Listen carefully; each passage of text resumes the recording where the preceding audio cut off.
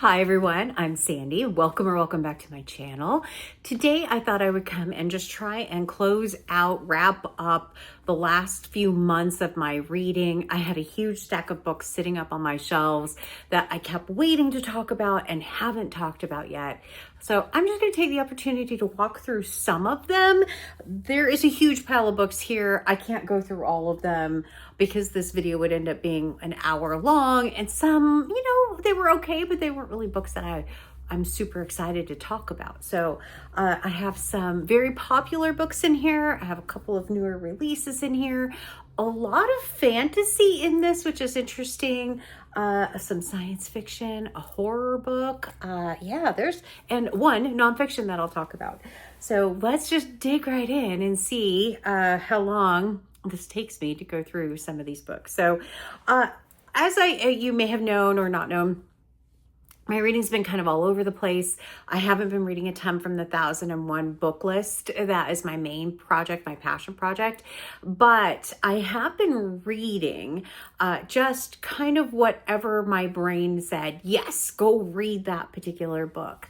And it led me to some just unusual choices, some random choices. And I'm kind of excited to go through these because it's all over the board as far as type of literature, type of book that I read. So the first ones I would talk about really quickly, I have now read book 6 and book 7 of the Expanse series. I'm doing this as a group read with Gemma from Gemma Books, Fraser Simon from Springboard Thought, and Sarah from Freshly Read Books.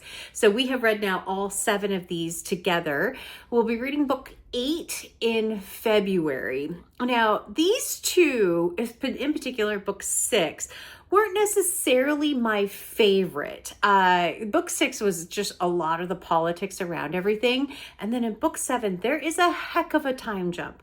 It's like, okay, it feels like I know we're getting close to the end of this series. I don't really want it to end. It is one of my favorite series, I think, of pretty much all time. I'm a big fan of a found family, and these books definitely have that. The one thing I will say about book 7 is it ended on a bit of a cliffhanger, and not all of my friends in the book are together right now, and that's a tough one. And so I'm really ready to pick up book 8. So February will be the month that we pick that up. But yeah, book 6 and book 7 of The Expanse done. Hooray. The other book I had picked up and read, I don't have here. I loaned it to a friend of mine, which was the second book in this series, The Haasse of the Cilan Sea.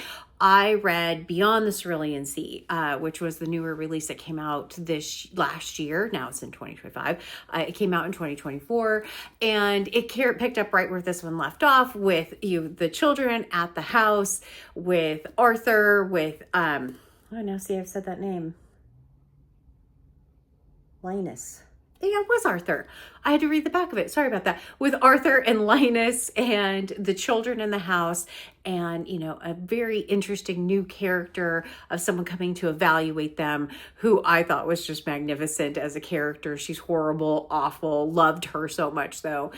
So very happy with just kind of like being back in this family again. And that's very much what it felt like as a family in this. But I ended up reading the second book, then went back, reread this book, and then reread the second book again. And it's just something about the characters and their snarkiness and their sarcastic nature in this that just make me giggle. I've had that same response to a couple of other TJ Klune books. The puppet book, which I can't remember the name of, In the Lives of Puppets. Sorry, it was up there. Is one that there's some really snarkiness in that too, some very adult humor in that book. And it just parts of that make me chuckle. I really, really do like that. And they have a new character that comes into the next book that wasn't really in the first one. And that was really fun as well. So I did read that one. The other one is one of the ones off of my oldest TBR. My projects did not go according to plan this year. I know they didn't go according to plan, but I did manage to pick up this extremely popular read, which was The Seven Husbands of Evelyn Hugo by Taylor Jenkins Reid. This has been on my shelf for a number of years, I believe, and I finally picked it up, and it took me just a very short amount of time to get sucked into it, and then I just ran through the story. So if you're not familiar with this book, it is following an actress whose name is Evelyn Hugo. She is being interviewed by someone and is going through all 7 of her marriages. Evelyn Hugo is not the shining, beacon of light, I guess is a great way of putting it. She has a very dark history, a very dark past, and a lot of secrets. And this book is very well done, just kind of going through her history, because it wasn't necessarily super expected. And each one of the 7 husbands are very well explained as far as why and who and all of those parts. But I'm not going to give away anything more of this particular book. The one thing that I would say is there's one aspect of it towards the end of it that you have to suspend disbelief a little bit because it's a little convenient in there. But overall, I loved it. I really did like it quite a bit. It was one of those books that the premise has stuck with me. I read it a couple months ago, and yeah, I really was fascinated by the character of Evelyn Hugo. I'm not 100% sold on the very, very end, but I did enjoy the book, and it was a decent read for me. So The Seven Husbands. After that, I have a slew of fantasy in here. The first ones, I went to Barnes & Noble, and one of the clerks saw me walking around with books and said, I recommend this one. Have you ever heard of this one? And that is this series, which is the Crowns of Nyaxia series. And the first one is The Serpent and the Wings of Night. And this is by Clarissa Broadbent. There are 2 books in this particular series. And then there is another series that has one of these characters in it. And then there's a short story as well.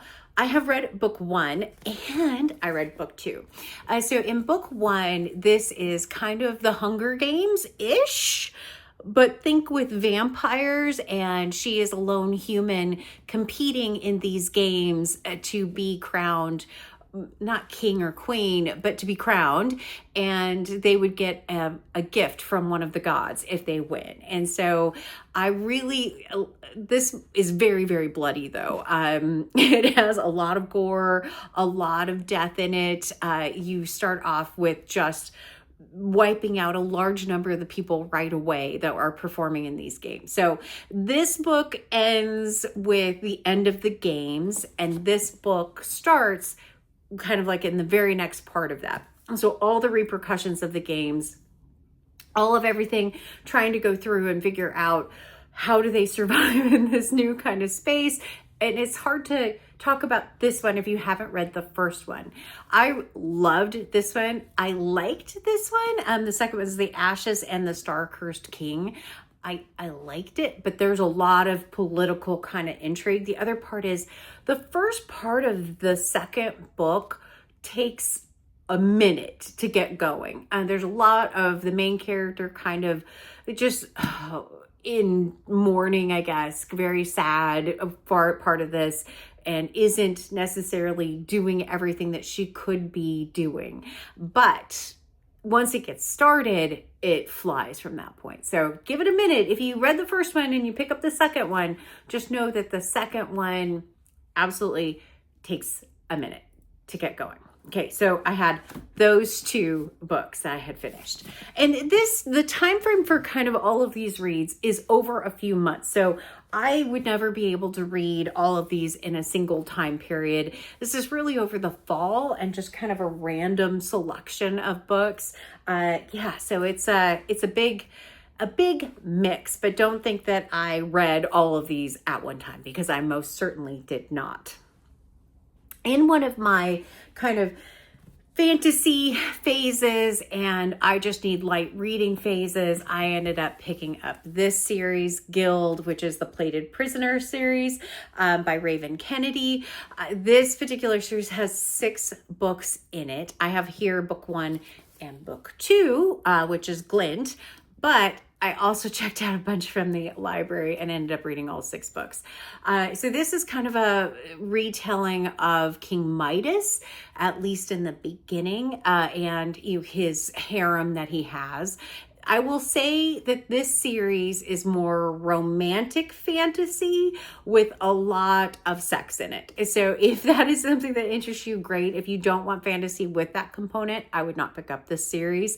I would say it was a fun, mindless kind of read with interesting characters. It doesn't really kind of retell King Midas necessarily. It's one of those that uses those names, but it was, it was fun, and it hit me at the right time where I was able to just kind of let myself go and just immerse myself in this world, and kind of go through it. But there were points, especially in some of the later books, that I was like, why? I don't care that you're having sex with this person. It just some of the characters that they brought in and their relationships or how they were kind of working things is like, I could have done without it, but it was fun. And I did read all 6 again. So yeah. The next book that I have is one I read way back, I think in November, with Jack over at Spread Bookjoy. And we have been reading all of this whole series together, I think spanning a couple of years now. And the series is the Lonesome Dove series. So we read book 1 and fell in love with the characters in it, which were Gus and Call and all of the supporting cast in that book. And then we went on to read the additional books in publication order. So the last book that we had was actually this one, Kamane Moon by Larry McMurtry. So this book is book 4 in publication order, but it is book 2 in timeline order. And it really shows Gus and Call at the start of their ranger career, where they're just starting to kind of get out there and learn. And there's also all kinds of different fights that they have with the people in Mexico and with the Indians. There's tons of conflict in this particular book. And it was okay, is what I would say. It never lived up to the first book of Lonesome Dove. This book was probably the most successful of the other, the other 2, the most successful of the 3 additional books.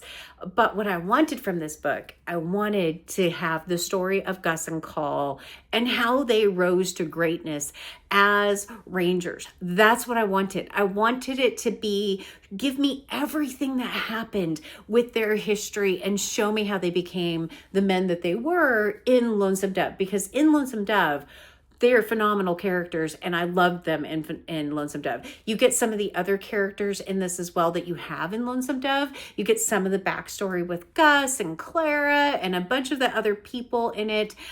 But I did not get enough of Gus and Call in this particular book. I really want to reread Lonesome Dove. Maybe Jack and I can reread it after having read this one. But it didn't quite live up to Lonesome Dove. So if you have read Lonesome Dove and you haven't read the other 3, I mean, they're interesting, but they're not gonna, I didn't fall in love with them like I fell in love with Lonesome Dove. So that, kind of leave it up to you to know that you'll have some of the same characters, but it may not be everything that you want it to be. So, but I did finally finish book 4 in the Lonesome Dove series. Woohoo! Okay. The other books, I guess I'll talk about the one horror novel that I have, and it is this one, Ghost Station by S.A. Barnes. This is the second book that I have read by S.A. Barnes. As far as a horror writer goes, the last one was set in space. This one is set on a planet, and it is creepy as ever. And I could not quite figure out, okay, what's going on with this? Why is this happening to these people on this planet? And I think in this book you get it wrapped up really, really nicely. You understand at the end what was happening and why it was happening, but it is gory, it is creepy, it is just mind-bending kind of stuff in this particular book. And it was full of suspense right from the very beginning, because the person who goes to investigate whatever's going on, they're not so nice to her when she first gets there. And so right from that first piece, you have this suspense built in, and you're like, oh my gosh, what is happening? And then you kind of figure that part out, and then it just gets way worse as time goes on. But Ghost Station by S.A. Bart's worth a read. If you like a good horror novel, it's not a bad one. I don't read a ton of horror, and it was able to keep me entertained. So worth a read. I also have, a couple other random ones that I read. I read Uglies by Scott Westerfeld, mainly because there was a Netflix show with it, and I wanted to read it before I watched it. And it was okay. Both the movie and the book, just okay, is what I would say for Uglies. I haven't went on and read more. I haven't read Pretties. So yeah, I mean, I get the concept behind it. You're born ugly, and then at a certain point you can have a surgery that makes you be pretty. And then everyone is pretty, so kind of no one is pretty. And then it just kind of goes from there. And you have to make a choice when you're 16 of whether or not you're going to have the surgery or not.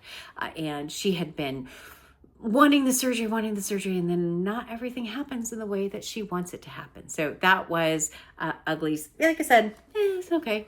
And I also read Fable by Adrienne Young. I also went on to read Namesake. By the way, I think this is one of the most beautiful covers out there. Just absolutely beautiful book with the sprayed edges. I read Namesake as a checkout from the library, I believe. I did like this one as well, but not enough to go into a whole heck of a lot of detail about it. It's not one that I would say go pick it up, but I liked the main character. I liked some of what happened, but I didn't, I don't know quite how to say, it wasn't one of my favorites. It was just okay. And so, yeah, that was Fable, but still, this cover is so beautiful. Love that cover. I also picked up another TJ Klune book, which is this one, Wolf Song, which is part of the this is the first book in the Green Creek series. And I did enjoy it, but it didn't pull me in the way some of TJ Klune's other books have. So I did finish that one. I am reading book 2, which is called Raven Song. I don't think I'm going to continue with the series, though. I think I'll probably end with those two. My one nonfiction, I also read Tuck Everlasting, but unfortunately, the details of Tuck Everlasting are not sticking with me because I read it too long ago, but I did read that one. And my one nonfiction that I finished was this one, Evicted by Matthew Desmond. This is a nonfiction talking about following 7 different kind of individuals and families in, I believe it was the Milwaukee area, if I remember correctly, as they are facing housing challenges, being evicted, the cycle of eviction, the cycle of poverty, the landlords, some are trying to do good, some are trying to not do well. It is one that he went and lived in this community with these people to get a better understanding of their lives, how things worked. He tried to remain unbiased, but I don't know if it was entirely unbiased. It feels kind of heavily skewed towards landlords that are maybe like bigger and out for kind of profit, not necessarily like some of the people that I personally may know that have one house to rent and have horror stories about renting things. But the thing that is very sad and very moving in this particular book is when you talk about the cycle of poverty and the cycle of eviction, that it's once it starts, it spirals, and it is so hard to get out of it. Because even if you try and do something, you try and do the right thing, or you say, I want to put my stuff in storage, whatever it is, it's just like the costs just keep adding up, and you can't get out. And I thought that was very well done in this particular book. It is told very much in a kind of a story frame where you're in the characters' kind of heads, which is an interesting way to tell a nonfiction. So I think there was a lot in there that either he interpreted. I know he had a lot of interviews with people. He was living in the community. At the very end, he talks about a couple of times that he inserted himself kind of in the situation. So he did bring light to those kinds of pieces. But it's very depressing as far as just if you're in that cycle of poverty, it just feels a lot like there's not a way to get out of it. And, yeah, it was tough. I also talked a bit about how people like social workers try and help, and sometimes the way they try and help doesn't actually help. And there were a couple of examples of that in here. So I thought that was a really interesting book. Worth a read, for sure, worth a read. But that's the only nonfiction book that I actually finished. And that's it. I can finally put these books away. Yay. I mean, like I said, this is several months worth of reading. I think I haven't done a wrap up since summer. So it's just a wide variety of different books. Out of all of them, the books that I really loved the most were the Seven Husbands of Evelyn Hugo. I did like the Clarissa Broadbent series enough to go on and read the couple of the next books. Of course, the Expanse series. I love that. And some, just kind of mixed in there. But overall, it's, like I said, I've not been reading kind of the books I'm supposed to be reading. Instead, I just picked up whatever I wanted and kind of just read from there. Fantasy, romantasy books were very easy for my brain to consume during that period. And I could just blow through those, and it was very easy. So that's why there's so many of those. Have you read any of these books? I'd love to hear in the comments down below. What'd you think of them? If you see these fantasy series that I have read, what would you recommend? Is there another series that you think I should pick up? I also did like here, like we said, Fourth Wing and Iron Flame as well. I know there's a third book of that coming out. I know I'll be reading that. But do you have any other ones that you would think I might enjoy? Be curious to hear that. I hope you're doing well. As always, like, comment, and subscribe. And until next time, everyone, thanks. Bye.